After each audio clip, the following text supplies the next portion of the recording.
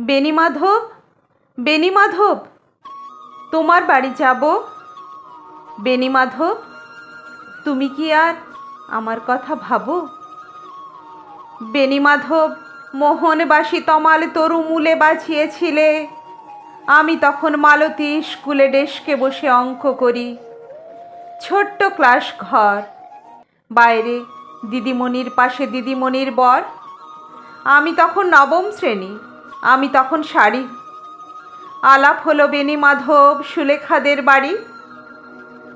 বেণীমাধব, বেণীমাধব লেখাপড়ায় ভালো, শহর থেকে বেড়াতে এলে।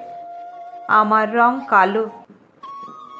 তোমায় দেখে এক দৌড়ে পালিয়ে গেছি ঘরে বেণীমাধব। আমার বাবা দোকানে কাজ করে। কুঞ্জে অলি গুঞ্জে তবু ফুটেছে মঞ্জরি। সন্ধেবেলায় পড়তে বসে অঙ্কে ভুল করি। আমি তখন নবম শ্রেণী, আমি তখন 16। ব্রিজের ধারে বেণীমাধব লুকিয়ে দেখা হলো। বেণীমাধব, বেণীমাধব, এতদিনের পরে সত্যি বলো, সেসব কথা এখনো মনে পড়ে?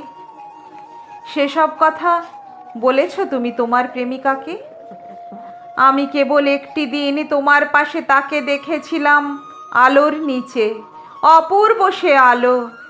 স্বীকার করি দুজনকেই মানিয়েছিল ভালো। জুড়িয়ে দিল চোখ আমার, পুড়িয়ে দিল চোখ।